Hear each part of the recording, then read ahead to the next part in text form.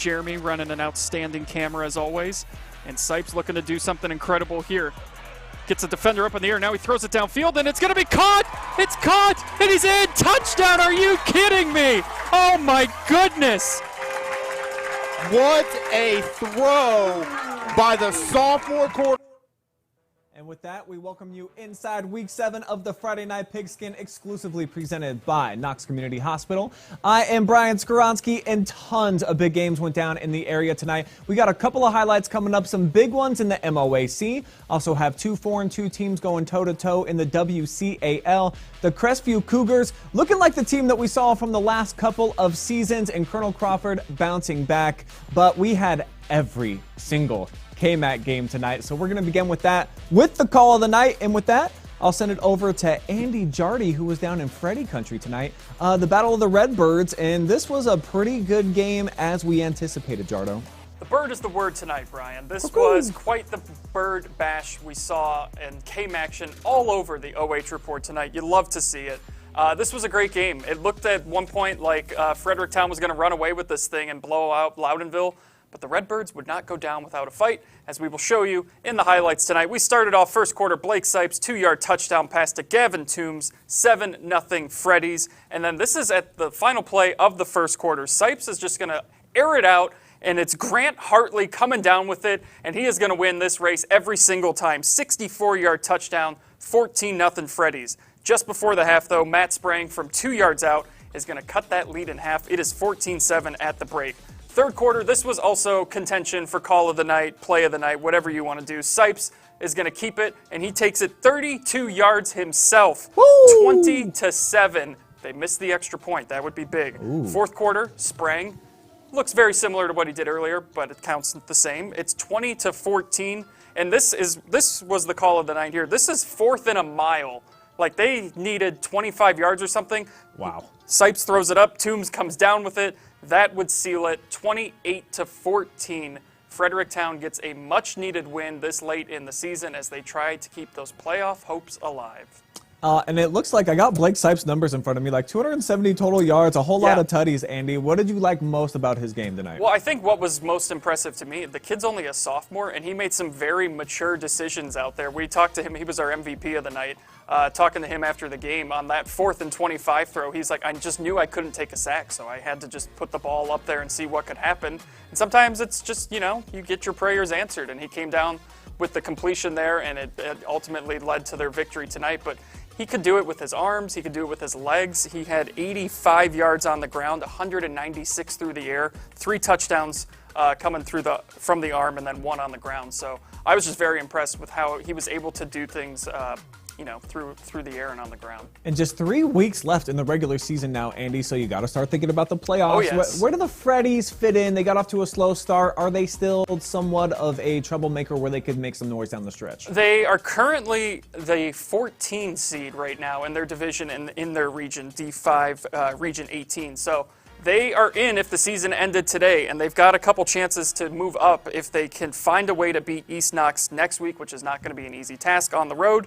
And then they go to Cardington Lincoln, and then they close out home versus Centerburg. So there are chances there for them to make a push and get into the postseason. We'll just have to wait and see. That's why we tune in, and I love this time of the year. That's right, baby. Got to go 3-0 down the stretch, though. The Redbirds got to make them count. Yes. Thanks, Andy. Speaking of East Knox, they had a huge one tonight over at the Castle. We had our guy, Travis Berardi, in the building, per usual, sitting on his throne over there. And a big night for them, and 2 teams going head-to-head that were looking to confirm that they were the second-best team in the league, Travis. How'd it play out? Yeah, and not only was I there, but KMAC Plus Mason is with us tonight. And I can't look at this shirt. That's a sweet shirt that he has on. Whoa. It was Military Appreciation Night, and he went with the red, white, and blue. Just had that made yesterday. Even has the Loudonville logo in there ready for when they fully make it into the KMAC for next year. But yes, this was a matchup. East Knox came in 3-0 in the conference, tied with Danville for first. Northmor a game behind. Kind of sets up some craziness if the Golden Knights were able to get the victory. And Mason, let's go to the highlights, and we'll show you who ended up winning this big matchup in the Castle. Bulldogs' first possession. Ball's going to be tipped, and Cam Goldbach, who was all over the place on this night, makes the diving interception, puts the Golden Knights in business, and they would take advantage a couple plays later. A.J. Bauer back to pass and throws an absolute dime to Jax Wenger over the defender. It is 7-0 Northmor. Next possession, and Bauer is going to go back to the air. He finds Bo Landon streaking behind his secondary, 46-yard hookup. And once again, it is going to set up Mr. Bauer through the air, and watch this nice flag pattern by Jax Wenger. Makes the over-the-shoulder catch. It is 14-0 Golden Knights, and my favorite play of the night. Time running out in the half. Caleb Chenier lining up for the 42-yard field goal. He would have been good from 62 for the brand, my friends. 17-0 Northmor at the half. After another Chenier field goal, Bulldogs get some offensive life. Blake Elliott takes the sweep to the right. He's off 54 yards. Almost scores, but is caught from behind. That's going to set up Jax Lester. He finds Caden Wengard for the score. Extra point no good, however, it's 20-6. But that would be the closest they get as Wenger is left wide open. You just can't do that to him. He scores the hat trick, goes over 100 yards receiving for the night. Northmor wins it 27-6. And it sets up some craziness now in the KMAC, Brian, because now Northmor are the biggest East Knox fans the rest of the way. If the Bulldogs go into Danville and Devil Dog and somehow pull off the upset, three-way tie for the KMAC championship. And some stats for you. Chenier, I said he kicked another field goal. He kicked from 42 and from 32. Both would have been good from 60. That kid can boot. You saw in the kicking competition last year before the All-Star football game. But A.J. Bauer, 18-28, 255 in the 3 scores. Wenger over 100 yards receiving. Bo Landon, 83 yards receiving. And Mason, I'm going to turn to you right now. You always go out with your top 8 teams. Does this solidify Northmor at number 2? I think it does. I think there's no one else that I can see beating them right now. You do get into like some kind of like tricky games with Mount Gilead just being like a general rivalry. So that could end up being tricky, but I think Northmor will end up pulling out that win. And then, of course, they get Loudonville at home. Loudonville also one of those teams where you don't exactly know how they're going to come in. Sometimes they come in like a storm, and other times they're pretty calm. And for East Knox, Blake Elliott, 19 carries, 119 yards still. They still have a chance being that number 3 team in the KMAC, correct? Oh, definitely. They have, who they got next? Fredericktown. Fredericktown, yeah. They should do fine in that game, I think. As long as they just keep their heads up, don't let this loss affect them that much, I think they'll do fine. So as I've been saying since I saw Danville for the first time and thought they are the real deal, which they are, I still think they can win a regional championship. I still believe Northmor the number 2 team, Ski. But speaking of Danville, they were at home tonight. It was homecoming night, and they wanted to prove, Travis, that everyone's competing for number 2 because they are the true number 1. Let's just roll those moving pictures. We'll show you exactly what I'm talking about. Cole DeLauder, my gosh, what an He's a grown man. This dude has been. He is a man into the lineup. This is 27 yards to the crib. He's going to do that many more times here in this highlight. Well, how about the very next play here? 4 yards in. They're going for 2 early on too, Trav, so this is going to make it 16-0. And they're going to do some different things now. They're not just all DeLauder. Look at that sunset. That's a beautiful place up at Danville. I mean, it's a great backdrop. Yeah, you got to love it. So I love just KMAC country just in general. I don't know if that was a play that we were supposed to be watching in the background. Okay, so that was actually a touchdown there that I didn't see. That was Caleb Lucas from Walker Weckeser. Now this is Wesley Payne getting in there. It's 32 zip. We're not even at the half yet. Journey Williamson to Kalen Briggs is going to try to get a little bit of credibility back nice for throw the on the Pirate run. ship. Good looking throw on the run there. That made it 32-8. But you know what this highlight's all about, right? The real ballers were balling on this night, and that would be Danville. This is going to be Wesley Payne. Oh, what a cut. 11-yard touchdown run, and then they're going to score later again, Lucas, on a 42-yard punt return run. So, KMAC Plus, bro, you've seen all the teams in the league. Is this team head and shoulders far and away, undoubtedly, the kings of the KMAC? Oh, definitely, in my opinion. I think they're even trying to prove that still, which I don't think they need to do, but they just go out and they show no mercy against the other teams they're playing. And you think they're a real legit contender for a regional championship? Because that's what they've been practicing all throughout the summer, weightlifting, that they want to get back there and they want to win that regional title. Exactly. I mean, even when you looked at last year, they didn't win the KMAC, but they made that great playoff run, winning all those close games. And I think we're going to see great things out of them this season. Brian, I really think this is the area's best chance to make it to Canton. I mean, they proved it tonight. 40-plus points winner yet again. They've had rolling clocks basically every single week. They're just crushing the competition, and they do it in a variety of different ways. They're way more than just a run game. They can throw it defensively on special teams. So Danville may be, I think what Travis said, the best shot that we have to make a run all the way to the state Final Four. But as we promised, we've got all the game action tonight. Yeah, it was a cool night. All 4 games live and free on the OH Report. I mean, who doesn't love game action, right? I had a great time getting all caught up and up to speed on all the action here, but we've got one more highlight coming up. Mount Gilead at Centerburg. I still actually don't know the outcome of this one, so this is going to be fun. You know, let's roll these clips together. I kind of know. I saw the score because I had to put it down, but you ever have some good food at Centerburg? I don't know, Trav. Eventful first Trojanburg quarter is here. amazing. Mount Gilead forces a turnover, but then they're going to get on the board. And then later on, this is going to be Jesse Ring's 15-yard touchdown run in the second quarter.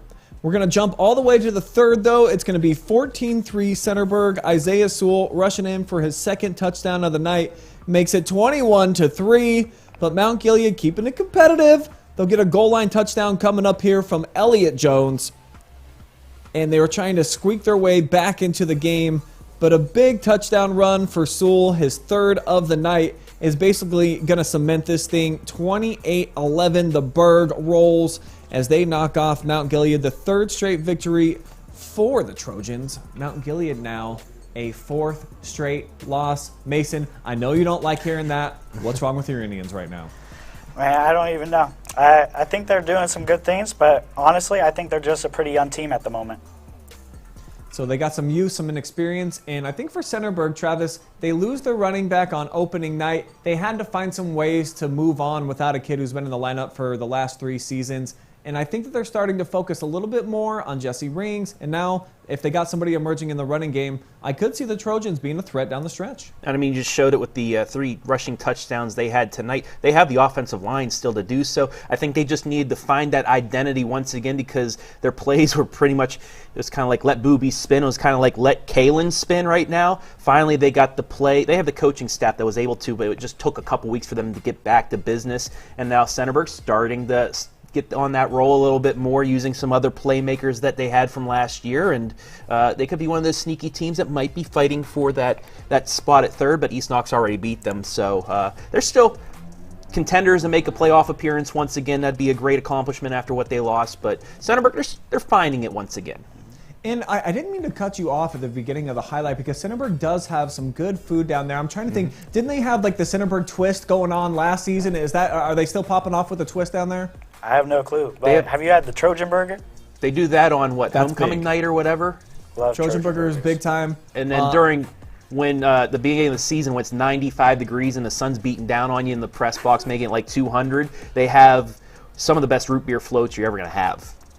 It's good stuff. You don't hear about that often at a high school football game. I think it's the baseball concession stand that they have there, but they have some pretty cool creations down there at Centerburg. The culinary game strong. We're going to talk more about food, of course, because we still got the pig pen coming up, including your winner of Phenom and top play from last week and so much more right here on the Friday Night Pigskin. We'll say goodbye to Mason. Thanks for joining us. KMAC Plus, always in the house, typically here on Friday nights.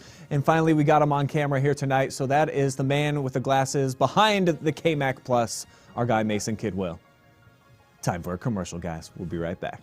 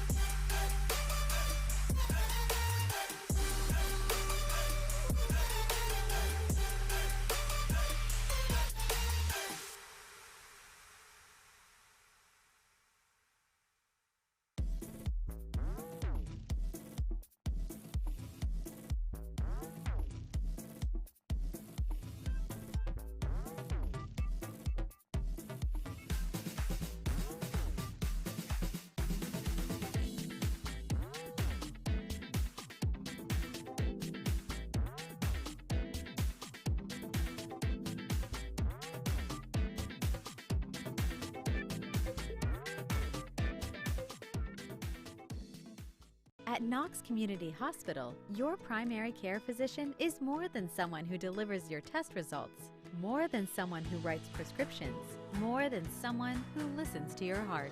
We are your healthcare partner who takes the time to know you, listen to your concerns, and provide you with expert personalized care to make and keep you well. Because to us, you're more than just numbers on a chart.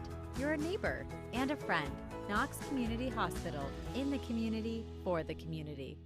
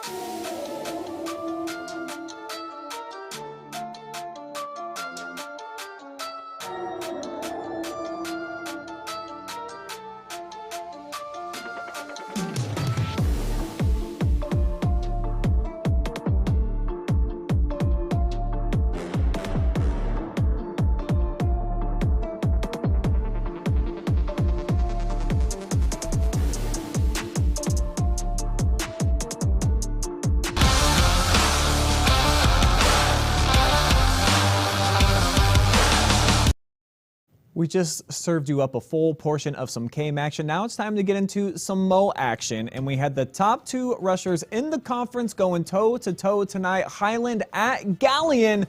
Tigers looking to end a two-game slide. We'll see if they were able to get it done. And actually, it would be a passing play and not a running play to start off the scoring in this one. 53 yards, Caden Reichenbach making it 7-zip, but the Tigers would bounce right back with Braxton Prosser tying things at 7 apiece. Later on, Prosser getting away from some heavy traffic, and when he turns on the Jets, this dude's got that go-go juice. They would fail the two-point conversion, but it would be 13-7 Tigers in front.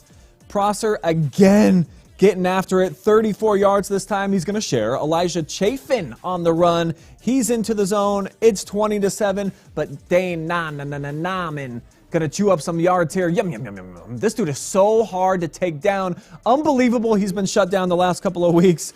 38 yards and then waving at the cheering section. But Stover hooking up with Landon Hayes is going to give Highland the lead, 21-20. This is in the third, but Alan Carver, the 21-yard field goal, would put Galion on top. And that's how it would end, folks. 23-21. The Tigers would indeed end that two-game skid. And with that victory, they jump way up in the polls in Region 14. If all of the scores are in, they're all the way back up to number 4. That's how big of a victory that was. The Scots coming off that loss to Shelby, now 2 in a row. We'll have to see how things look for them bouncing back. But there's a team that hasn't had to bounce back all year, Travis Berardi, in the MOAC, that being the Ontario Warriors, and they were at home tonight, where they seem to play pretty well in front of a raucous crowd.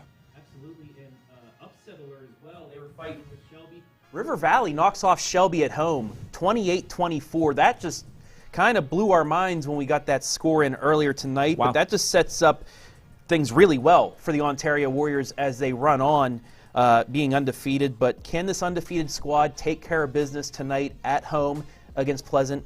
Let's go to the highlights. Bogpin Miller, that possible Mr. Ohio candidate. Watch him weave in and out of traffic. 28 yards, nearly scores. But you know what? 2 plays later, might as well just call his number off the left side. And gets in.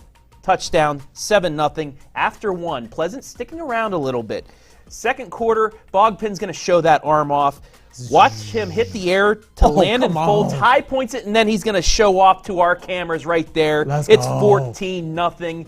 Then later in the quarter, he's going to find Quentin Frankhouse, who's going to do his best Willie Mays impersonation over the shoulder for the catch. 21-0 at the half. The Warriors, they just going to roll 45-14 over to Pleasant. 7-0. Ontario continues to roll. Eckert's squad is hitting the high points right now, and they're moving up in their region and staying atop the MOAC standings. You thought them and Shelby were going to fight until that last game of the regular season, but Shelby drops off, opens the door a little bit for Ontario, who now can possibly, make that run to an undefeated season and a couple games lead in the MOAC. And we knew that last week it was their first time being 6-0 in more than 20 years, Travis. We haven't heard, I don't know if Ontario's ever ventured this far before. I don't know if they've been 7-0 ever. So I'll have to get up with some of the people over there and find out for sure. Anybody in the comments section know that? Please let us know. But Ontario is, they're hitting at full strides right now, and Bogpin Miller is just... He's amazing. He's still got a couple years left. The touch that he puts on those passes that are 25 yards or more, I think is the best that we have in the area. And you see how he cocks back and he's able to just dime it in there, Travis. There's not a lot of dudes that have that type of throwing ability where it really is just like a raindrop coming in from the sky. Yeah, and watch his running ability as well. Thank you, Adam. I was going to call this up, actually. Just the way he's able to just juke in and out of traffic. He looks like a running back or a wide receiver. And then right here, just a little stutter. Gets the defense to go off, and he's a young player as well, and he's playing like a junior in college. And then here comes that beautiful touch that you said, Brian. Yes, sir. Just look at that. Over 2 defenders. Not many players in the area at any division can do something like this. And then this final dime that he throws, he leads his receiver because he knows his receiver has speed. And you can't stop that. That's why they're 7-0, one of the reasons. They have a great defense. They have Chase Studer running back, but that's the main reason right there, Bogpin Miller. He's special, and the Warriors, keep an eye on this team for potentially being 10-0 and going into the postseason, a team to actually be reckoned with in Division III. Trav, a team that I know that you've been pulling for, that you've been seeing over the last several years, the Hillsdale Falcons. They were at home for a homecoming night. Smithville, though, coming in trying to wreck the party. Both teams were 4-2. I'll show you right now how it all shook out. And as mentioned, that's right, they crowned a brand new king and queen. Cool festivities on hand before kickoff of this game. And the very first play from scrimmage for the Falcons would be a house call. Braylon Jarvis taking it down the sideline. He was our MVP tonight. And he said that was what a feeling. What a feeling to start off homecoming night in front of the home cheering section like that. Later in the first quarter, here's Jack Fickus. He's going to find Hayden McFadden in the end zone. He got hit as he threw that. Very quickly, 17-0, and we're still in the first quarter.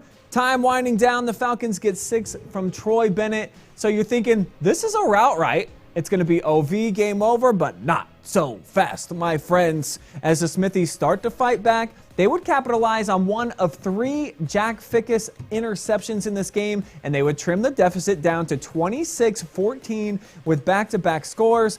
But Jack had other ideas. Playing at home, come on, man. You're not going to beat me. Not on my senior homecoming night.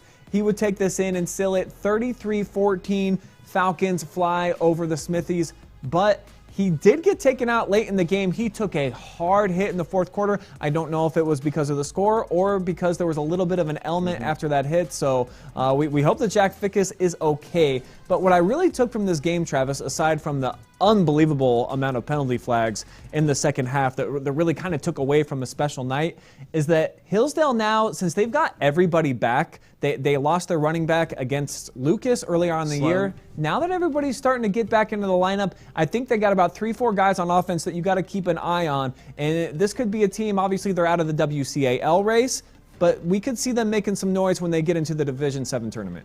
Yeah, and I've been saying this, looking at the schedule, Norway and Dalton are just behemoths in that conference. If they could have possibly done an upset like they did against Dalton last year to stay in it, maybe get that co-conference championship. But the main game that they needed to win was Lucas, because that's the bonus points for the playoffs. I know Lucas lost tonight in a close one to LCC, but every Lucas win is going to help them out in that Division 7 race. And an 8-2 finish probably gets them top 5. We'll get more into that at the end of the show. But Hillsdale, I still see them finishing 8-2. I still see them finishing with at least one home playoff game and contending just like they did last year. They went to Danville. They went down early, and then they fought back and nearly, just like the next week, nearly knocked off Danville. So this is a team, if they get firing on all cylinders once again, you never know what can happen. Well, they were firing up the grills over there too. Garrett and Storm told you about the 5 different feature sandwiches that they were going to have throughout the year. We got some delivered to us up in the press box. They had a Philly cheesesteak tonight called the Hoco, and I gotta say, it was unbelievable. And then they also had this banana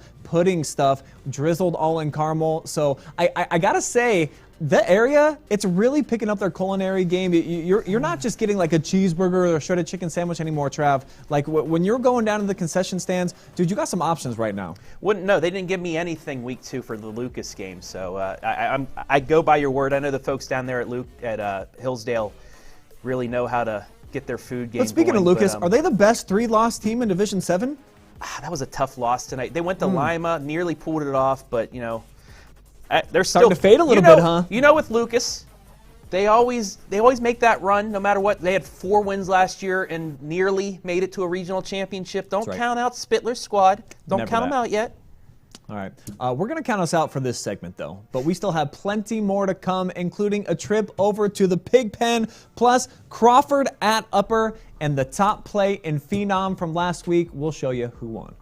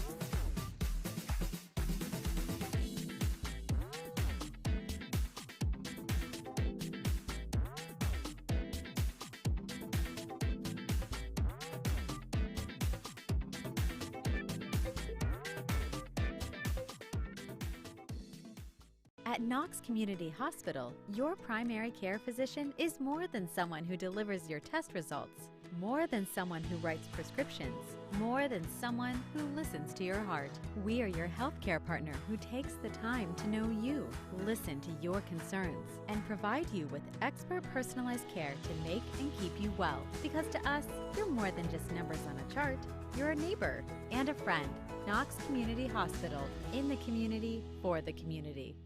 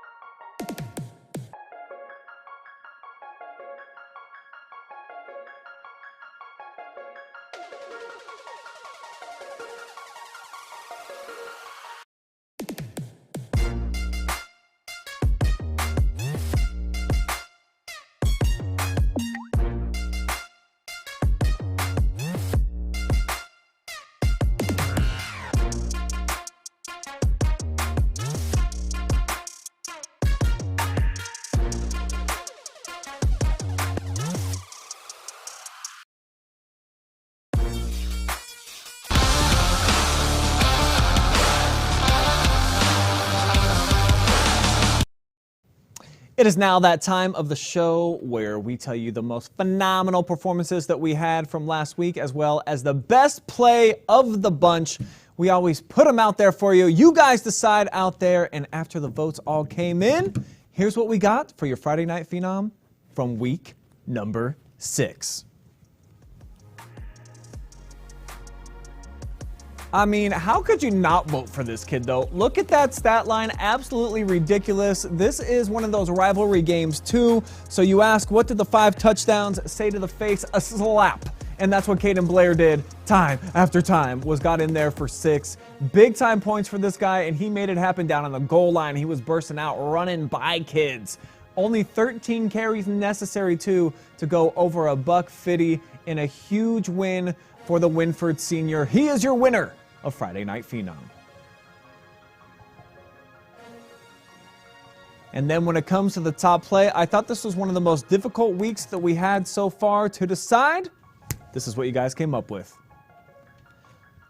Your top play winner from week number 6 is from a huge game. Colonel Crawford's undefeated, not no more, says Austin Niederkor as he comes up with his second interception of the game. This one basically would seal it. It would ice a victory as Carey Baby, they roll to their 4th consecutive victory with defense running things, as Austin is so well known for out there as your top play winner. Speaking of Colonel Crawford, they were looking to get into bounce back season tonight on the road at Upper Sandusky. Caden Holman and company, they were looking to get a big win on homecoming night. How would it play out? Let's show you. Look who's rolling in style too, though. The Jeep drop top open, but it's Colonel Crawford who would get on the board first. That's a 5-yard touchdown run by Connor McMichael. It would be 7-zip early on. Later on, it's Caleb Francis hauling it in. That's from 6 yards out. 14-6 in the second. Colonel Crawford on top, but Trevor Vogt, have yourself a night, boy. That's his second touchdown run from 10 yards out here. Extends the Crawford lead out to a couple of touchdowns, and this time he's going from farther away, a whole half of a football field, and he gets Ghost down the sideline. It's 34-6, and if that wasn't enough, they're going to do it again. This time, Vogt on the receiving end. This dude can do it all. 62-yard bomb. How much fun is that kid having? 41-6, Colonel Crawford. I think we all kind of thought that if they weren't the best team in the Northern 10, they were certainly second best after Carey knocked them off last week. So congratulations to Trevor Vogt, who's definitely going to be up for a Phenom this week because he just crushed it in a lot of different ways. Speaking of crush it in a lot of different ways, we got a couple guys over here. They crush it on their highlights and with their wordplay, and then also when it comes to just food in general. Let's throw it over to Cutie Corner, aka the Pigpen. G-Man and Storm, take it away, fellas. Yeah, we had a fun one, I guess, in the Firelands Conference. If you're a Crestview Cougars fan, of course, it was a big one versus Plymouth. They're like technical rival, like super rival. Like they're all kind of Firelands Conference rivals, but this one's like a step above. I don't know. Let's just get right into it. Crestview, Plymouth, Aiden Raymer, you better get used to him as he would open up scoring with a 20-yard touchdown run only on the second play from scrimmage. Next up, you're going to see Plymouth here. They don't pass the ball much, Storm, but here on their first play of the next drive, Lane Bushy's going to go for an 80-yard touchdown pass. It's 7-7, but they're not going to touch the scoreboard again. Aiden Raymer, once again, this time second of 4 total rushing touchdowns in this game. Keep an eye on him. He had his fingerprints all over this one. Not sure where the ball's going to go here, Storm, but I think you can take a good guess here. On the counter pull, it's Aiden Raymer. Shocker. Just like his brother, dodging would-be defenders and tacklers for 6. Liam Kuhn now this time getting into the scoring category with this shot clock cheese right at halftime to his favorite target, Tyson Ringler, 36-7, end of 2. Plymouth had an 80-yard touchdown. Here, Aiden Raymer from Crestview is going to have an 80-yard touchdown run. And look at the blocking there from Caleb Cunningham on the outside of the line and getting all the way down up the field. And the fans are going to stand up and celebrate Storm as Crestview has now beaten Plymouth 9 years in a row.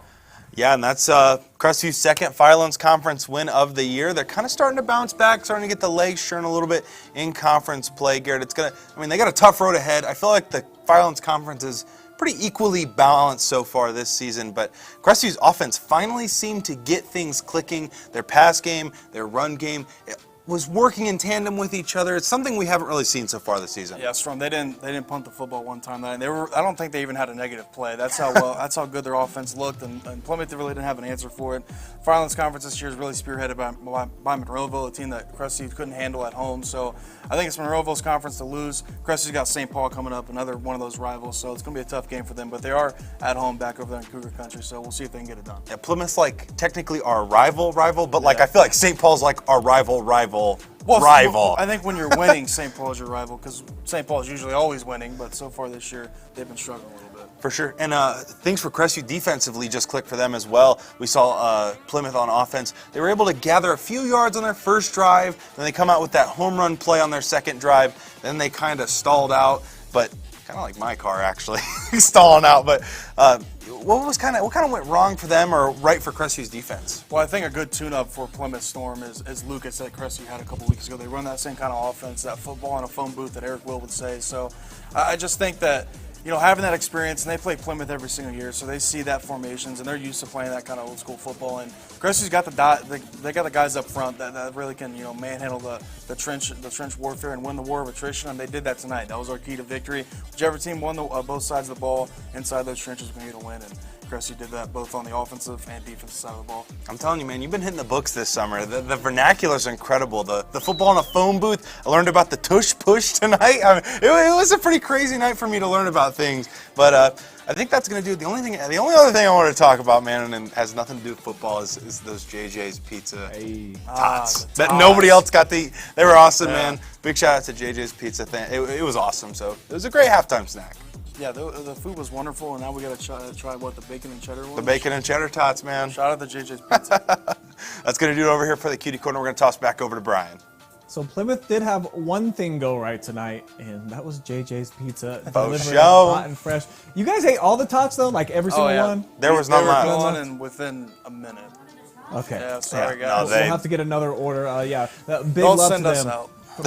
Don't send us back with food. I don't know no why. more Plymouth. I got too full. All right, guys. I think it's time. It's time for some bracketology-ish. You want to do some rankings?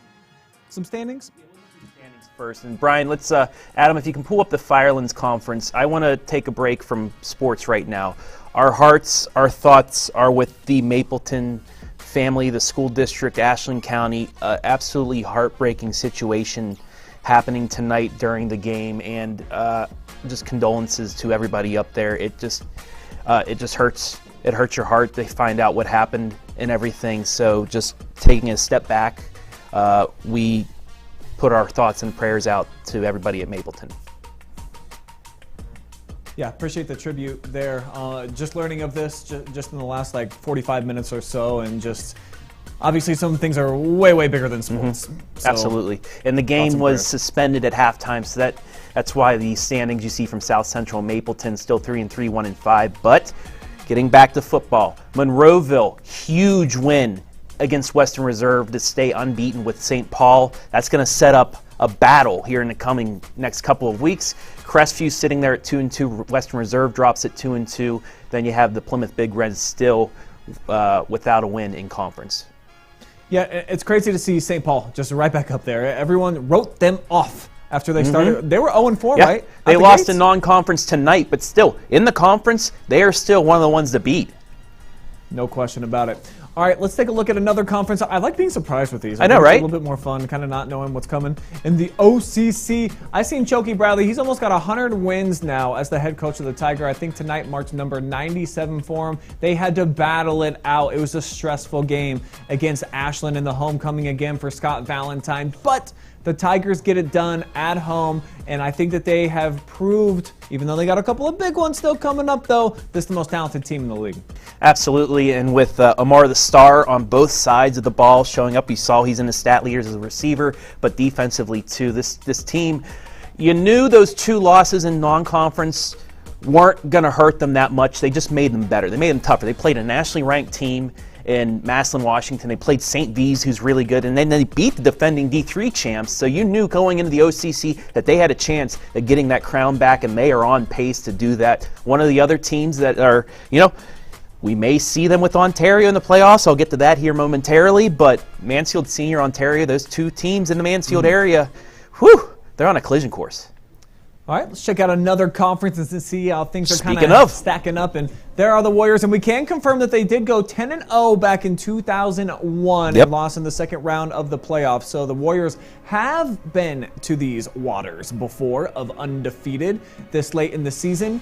But they still got some big ones coming up on the schedule. We already talked about that game with Shelby, but so far taking care of business. And that junior quarterback with all those weapons, this looks like the team to beat in the area overall. Absolutely. 7-0 and 4-0. The way they're doing it as well, putting points up against squads, and then defensively, that 2001 squad only gave up 7 touchdowns in the regular season, and then lost 13-6 to Margaretta in the second round of the playoffs when that was dropped down. So that was a big game for them. But Ontario, with that Shelby loss, it gives them a little bit of wiggle room. Even with one loss, they could still be at least co-champions. But now they have, they could go outright champs and win by a couple games. That's how impressive this is. And that Shelby loss to River Valley, that's crazy. It keeps River Valley up there in that third place tie with 4 other teams. It drops Shelby down 1. And now you're talking about there's a fight for second place. Last week we're like, okay, we have 2 teams. I think it's going to be 1-2. Now it's getting more clustered towards the top. All right, let's flip the script here and take a look at the K-Mac, and we see Mason really likes that, and we already broke down every single team so far. So, I mean, what more can we say about Danville? Best team in the league. Northmor proved tonight they're probably number 2. East Knox, they still have an opportunity with the Blue Devils on the schedule to try to do something super chaotic at the end of the year.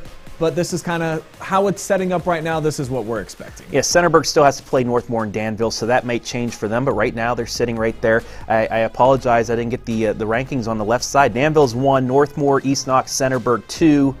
5th is Fredericktown. 6th, Loudonville, and then 7th, now Gilead and Cardington. That's my bad. I apologize, folks out there. Northmore's number 1 in your heart, and you just can't get over it. And that was actually East Knox spot before they lost tonight. Baby. But yeah, everybody, Northmor fans are East Knox fans now, unless Centerburg comes up with a miracle down the line too. But still the door's a little bit open. But Danville, they're just too good. And then in the Northern 10, we know the Carries on top all by themselves, and they've already taken care of some of the beasts out there. So it looks like the Blue Devils are probably going to shut the door on any type of comeback. However, they beat Mohawk 28-13. It was a 21-13 game late, and they scored the pool away. So, these other teams are still giving them their best shot. And apologies to you, Brian. This afternoon, I told you that Colonel Crawford Upper Sandusky game was going to be a shootout. Crawford's defense, I forgot, they're good. That number 2 team in the area in the Northern 10, Crawford Carey number 1, but great bounce back for the Eagles. I thought even though they lost that game at Carey, but that they proved to me they were far and away more physical than any other team in the Northern 10, not named the Carey Blue Devils. So I think those are the top 2 teams in the league, bar none. All right, Travis, we're going to give you, how much time we put on the clock tonight? How much playoff time we get? I'll give you 3 minutes to tell me as much as you possibly can. Give me 4, because 3, I kind of confuse people. Give me 4, and I think I can pull it off.